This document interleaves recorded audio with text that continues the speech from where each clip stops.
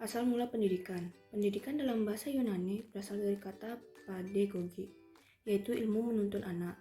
Bangsa Jerman melihat pendidikan sebagai Erziehung yang setara dengan educare, yakni membangkitkan kekuatan terpendam atau mengaktifkan kekuatan atau potensi anak. Dalam pendidikan terdapat dua hal penting, yaitu aspek kognitif dan aspek afektif. Disimpulkan bahwa pendidikan adalah upaya menuntun anak sejak lahir untuk mencapai kedewasaan jasmani dan rohani dalam interaksi alam beserta lingkungannya. Sejarah pendidikan di dunia.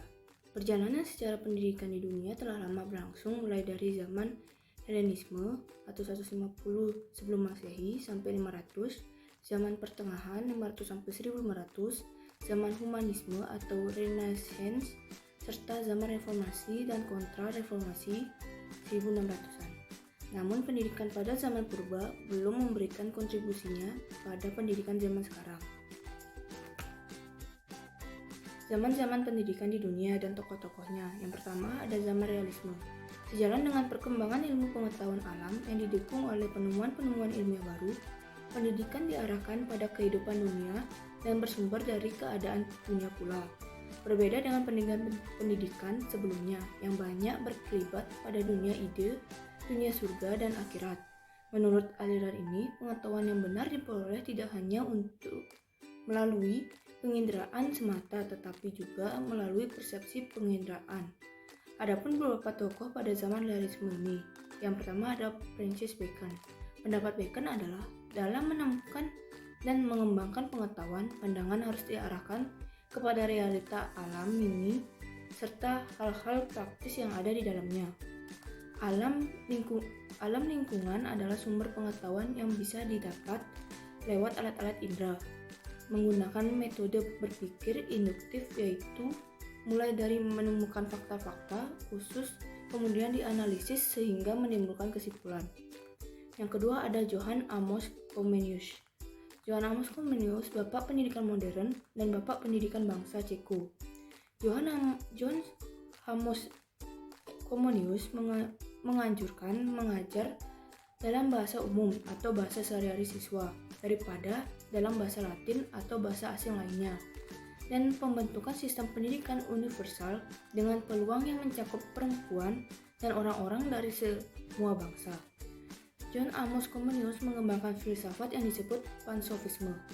Filsafat pansofisme ini terkait pendidikan dengan kehidupan sehari-hari dan menyerukan hubungan sistematis untuk dikembangkan untuk semua pengetahuan.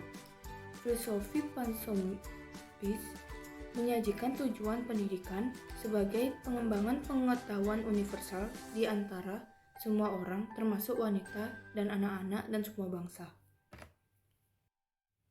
Yang kedua ada zaman rasionalisme. Aliran rasionalisme ini memberikan kekuasaan pada manusia untuk berpikir sendiri dan bertindak untuk dirinya. Karena itu latihan sangat diperlukan pengetahuannya sendiri dan bertindak untuk dirinya. Paham ini muncul karena masyarakat dengan kekuatan akalnya dapat menumbangkan kekuasaan Raja Prancis yang memiliki kekuasaan absolut. Pada dasarnya, Locke menolak metode pengajaran yang biasa disertai dengan hukuman. Adapun tokoh-tokoh dari zaman rasionalisme ini, yaitu John Locke. Menurut Locke, seluruh pengetahuan pada hakikatnya berasal dari pengalaman. Apa yang kita ketahui melalui pengalaman itu bukanlah objek atau benda yang hendak kita ketahui itu sendiri, melainkan hanya kesan-kesan pada panca indera kita. Locke mengemukakan tentang beberapa tujuan dari pendidikan. Yang pertama, pendidikan bertujuan untuk mencapai kesejahteraan dan kemakmuran setiap manusia. Yang kedua, pendidikan juga bertujuan untuk mencapai kecerdasan setiap individu dalam menguasai ilmu pengetahuan sesuai dengan tingkatannya. Yang ketiga, pendidikan juga menyediakan karakter dasar dari kebutuhan manusia untuk menjadi pribadi yang dewasa dan bertanggung jawab. Yang keempat, pendidikan menjadi sarana dan usaha untuk memelihara dan membaharui sistem pemerintah yang ada. Yang ketiga ada zaman naturalisme. Aliran ini menentang kehidupan yang tidak wajar sebagai akibat dari rasionalisme, seperti korupsi, gaya hidup yang dibuat-buat, dan sebagainya. Naturalisme ini menginginkan keseimbangan antara kekuatan rasio dengan hati dan alamlah yang menjadi gur, sehingga pendidikan dilaksanakan secara alamiah atau pendidikan alam. Naturalisme menyatakan bahwa manusia didorong oleh kebutuhan-kebutuhannya dapat menemukan jalan kebenaran di dalam dirinya sendiri. Adapun tokoh-tokoh dari zaman naturalisme ini, yaitu Jean-Jacques Rousseau. Pandangan Rousseau tentang pendidikan diuraikan dalam bukunya yang terbit pada tahun 1762 berjudul Emile Oude Education.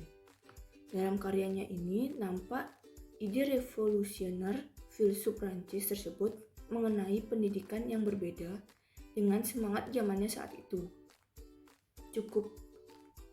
Pendidikan awal pada masa kanak-kanak menurut Yesus cukuplah dibatasi pada pengetahuan sensitif yang bertujuan untuk mendidik anak-anak agar dapat menggunakan indera-inderanya dengan baik. Dengan demikian anak terisi untuk menjadi dirinya sendiri dan sungguh-sungguh teresap dalam adanya yang aktual. Yang keempat ada zaman developmentalisme. Zaman developmentalisme ini berkembang pada abad ke-19. Aliran ini memandang pendidikan sebagai suatu proses perkembangan jiwa, sehingga aliran ini sering disebut gerakan psikologis dalam pendidikan. Adapun tokoh-tokoh dari zaman developmentalisme ini, yaitu yang pertama ada Johann Heinrich Pestalozzi, seorang ahli pendidikan Swiss yang hidup antara 1746 sampai 1827. Pestalozzi berpandangan bahwa anak pada dasarnya memiliki pembawaan yang baik. Pestalozzi percaya bahwa cara belajar yang terbaik untuk mengenal berbagai konsep adalah dengan melalui berbagai pengalaman, antara lain dengan menghitung, mengukur, merasakan, dan menyentuhnya. Yang kedua ada Johann Friedrich Herbert. Herbert mengutamakan mutlaknya pengetahuan dan pengertian dalam kurikulum yang mengurangi pentingnya perasaan dan keterampilan jasmani. Herbert menganjurkan 5 langkah formal dalam pengajaran. Yang pertama, persiapan. Suatu proses yang menghubungkan materi baru untuk dipelajari dengan ide-ide atau ingatan-ingatan masa lalu. Yang kedua ada presentasi, menyajikan materi baru melalui benda konkret atau pengalaman nyata. Yang ketiga ada asosiasi, asimilasi, menyeluruh dari ide baru melalui perbandingan dengan ide-ide sebelumnya dan pertimbangan kesamaan dan perbedaan mereka untuk menanamkan ide baru dalam pikiran. Yang keempat ada generalisasi, prosedur yang sangat penting untuk instruksi remaja dan dirancang untuk mengembangkan pikiran di luar tingkat persepsi dan konkret. Dan yang terakhir ada penerapan, menggunakan pengetahuan yang diperoleh bukan dengan cara utilitarian semata, tetapi agar setiap gagasan yang dipelajari menjadi bagian dari pikiran fungsional dan bantuan untuk interpretasi kehidupan yang jelas dan vital. Yang ketiga ada Friedrich Wilhelm Froebel. Froebel memandang anak sebagai individu yang pada kodratnya bersifat baik. Ia menggunakan taman sebagai simbol dari pendidikan anak. Dalam bagian ini, Froebel membagi dimensi pendidikan dalam 3 bagian yang tersirat dalam tulisannya, yaitu arti pendidikan, ilmu pengetahuan, ilmu pendidikan, teori pendidikan, dan praktik pendidikan. Yang kelima ada zaman nasionalisme. Zaman nasionalisme muncul pada abad ke-19 sebagai upaya membentuk patriot-patriot bangsa dan mempertahankan bangsa dari kaum imperialis. Latsaltolit, Prancis, Fichte, Jerman, dan Jefferson, Amerika Serikat. Akibat negatif dari pendidikan ini adalah munculnya chauvinisme di Jerman, yaitu kegilaan atau kecintaan terhadap tanah air yang berlebih-lebihan. Di berbagai negara, seperti di Jerman, yang akhirnya menimbulkan pepecahan Perang Dunia Pertama. Konsep pendidikan yang ingin diusung oleh aliran ini adalah: pertama, menjaga, memperkuat, dan mempertinggi kedudukan negara. Yang kedua, mengutamakan pendidikan sekuler, jasmani, dan kejuruan. Yang keenam, ada zaman liberalisme, positivisme, dan individualisme. Zaman ini lahir pada abad ke-19. Liberalisme berpendapat bahwa pendidikan adalah alat untuk memperkuat kedudukan penguasa atau pemerintahan yang dipelopori dalam bidang ekonomi oleh Adam Smith. Dan siapa yang banyak berpengetahuan, ialah yang berkuasa, yang kemudian mengarah pada individualisme. Sedangkan positivisme percaya kebenaran yang dapat diamati oleh panca indera, sehingga kepercayaan terhadap agama semakin melemah. Tokoh aliran positivisme adalah Auguste Comte. Dan yang terakhir ada zaman sosialisme. Aliran sosial dalam pendidikan muncul pada abad ke-20 sebagai reaksi terhadap dampak liberalisme, positivisme, dan individualisme.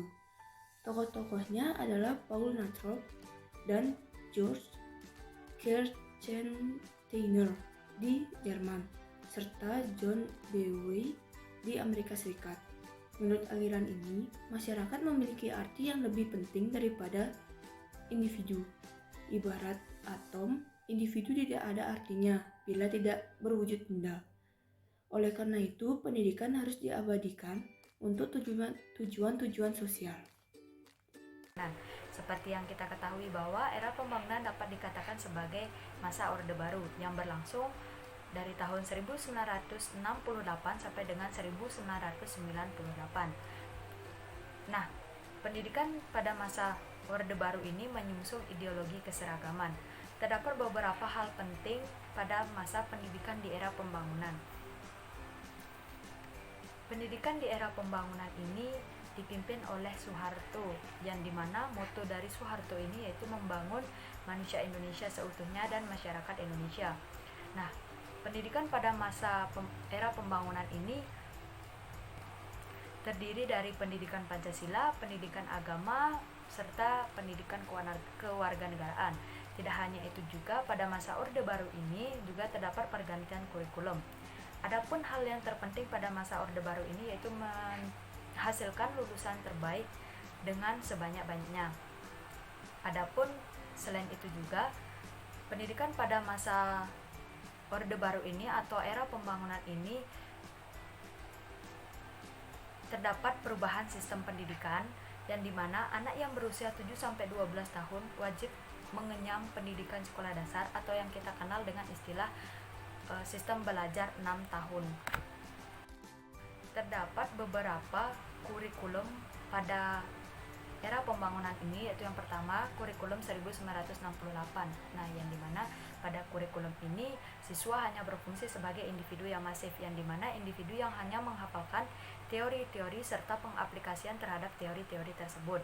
Kemudian yang kedua, kurikulum 1975. Nah, yang dimana pada kurikulum ini guru memiliki peranan yang penting, yaitu membuat rincian mengenai tujuan pembelajaran yang akan dicapai selama proses belajar mengajar tersebut berlangsung. Kemudian yang ketiga yaitu kurikulum 1984. Nah, yang dimana pada kurikulum ini siswa memiliki posisi sebagai subjek, yang dimana siswa yang nantinya akan mengamati, mengelompokkan, mendiskusikan hingga memberikan komentar terhadap pelajaran yang diberikan. Dan yang terakhir yaitu ada kurikulum 1994. Nah, pada kurikulum ini siswa memiliki beban belajar yang wajib untuk dituntaskan. Sistem pendidikan di era pembangunan atau sistem Orde Baru ini tentunya memiliki dampak negatif atau pandangan negatif, di antaranya yaitu hilangnya kebebasan berkomentar atau berpendapat. Kemudian tidak hanya itu juga, lahirnya kalangan terdidik maupun kalangan muda yang tumpul hendak kepekaan sosial. Nah, sistem pendidikan juga dikatakan sebagai sistem doktrinisasi. Nah, yang dimana sistem yang memaksakan paham-paham pemerintahan pada masa Orde Baru supaya tertanam pada jiwa anak-anak. Nah, selain itu juga sistem pendidikan pada masa Orde Baru ini atau di era pembangunan ini menolak adanya wujud budaya asing, baik itu yang bersifat baik maupun yang bersifat kurang baik atau buruk. Nah, sehingga pendidikan pada masa Orde Baru atau di era pembangunan ini lebih mengutamakan orientasi politik agar rakyat sendiri patuh terhadap peraturan maupun kebijakan dari pemerintah itu. Pendidikan di era reformasi. Pengantar penjelasan pada Peraturan Pemerintah Nomor 19 Tahun 2005 tentang Standar Nasional Pendidikan menyebutkan hakikat pendidikan dalam konteks pembangunan nasional, yaitu sebagai pemersatu bangsa, kenyamanan kesempatan, dan perkembangan potensi diri. Pendidikan diharapkan dapat memperkuat persatuan dalam Negara Kesatuan Republik Indonesia, memberi kesempatan yang sama kepada warga negara untuk berpartisipasi dalam pembangunan, dan memungkinkan setiap warga negara mengembangkan potensi diri. 3 prinsip terkait visi dan misi pendidikan nasional reformasi pendidikan meliputi: pertama, perubahan penyelenggaraan pendidikan dinyatakan sebagai proses kebudayaan dan pemberdayaan yang mampu membangun kemauan serta mengembangkan potensi kreativitas peserta didik. Kedua, perubahan pandangan tentang peran manusia. Dari paradigma manusia sebagai sumber daya pembangunan menjadi manusia sebagai subjek pembangunan secara utuh. Pendidikan harus mampu membentuk manusia berkarakteristik personal yang paham dinamika psikososial dan lingkungan kulturalnya, bukan sekedar sikap pakai. Ketiga, perubahan pandangan terhadap keberadaan peserta didik yang berintegrasi dengan lingkungan sosio-kulturalnya, yang nantinya menumbuhkan individu sebagai pribadi yang mandiri dan berbudaya. Dalam hal ini, perbedaan anak didik lebih dihargai daripada persamaan. Ketiga prinsip ini menjadi dasar reformasi pendidikan nasional. Penyelenggaraan pendidikan nasional oleh guru bersertifikasi tidak ada bedanya dengan guru yang belum diberi sertifikat. Penjelasan tentang prinsip perubahan tak tergambar dalam sejumlah dokumen resmi pendidikan nasional. Pesan-pesan dari kementerian lebih terkesan tidak memihak reformasi. Semangat penyelenggara pendidikan nasional masih terikat pada prinsip-prinsip yang harus ditinggalkan. Hingga 14 tahun reformasi, tanda-tanda perubahan penyelenggaraan pendidikan belum kentara, bahkan lebih menonjol penyimpanan dan kemandekannya. Menurut penelitian CIPB 1970, guru atau pendidik di Indonesia lebih nyaman dalam kemampanan dan bersikap anti perubahan. Kurikulum berbasis komputer sebagai ganti kurikulum berpusat materi tidak membawa perubahan. Peraturan Menteri Pendidikan Nasional Nomor 22 Tahun 2006 tentang standar isi menyebut kurikulum tetap berbasis pada materi. Permendiknas Nomor 23 Tahun 2006 tentang standar kompetensi lulusan berisi kurikulum berbasis kompetensi. Dua Permendiknas ini menyulitkan guru mau berpegang pada isi atau kompetensi. Ujian nasional evaluasi hasil belajar yaitu dalam UU Sikdisnas pasal 58 menjadi hak guru untuk menyelenggarakan diubah pada PP nomor 19 tahun 2005 menjadi ujian nasional UN yang diselenggarakan oleh Badan Standar Nasional Pendidikan atau BSNP. Terakhir, pengambilan nilai materi peserta UN dan 40% ujian kelas alasan. Sumber daya manusia di Indonesia yang andal dan terdidik. Kata sumber daya manusia dalam prinsip kedua dari reformasi pendidikan telah diganti menjadi manusia sebagai subjek pembangunan yang utuh. Masih sangat kuat pendapat bahwa pendidik bertujuan menciptakan manusia siap kerja. Padahal reformasi mendasarkan pandangan bahwa pendidikan bukan hanya untuk menciptakan manusia yang siap kerja, melainkan manusia sebagai subjek pembangunan serta utuh dalam praktik masih ditukarkan. Istilah-istilah misalnya pengajaran dengan pembelajaran, sumber daya manusia dengan manusia, subjek pengajaran dengan peserta didik. Kesimpulan, pendidikan di masa reformasi juga belum sepenuhnya dikatakan berhasil. Pelaksanaan proses pendidikan Indonesia masih jauh dari dikatakan untuk memperjuangkan hak-hak siswa.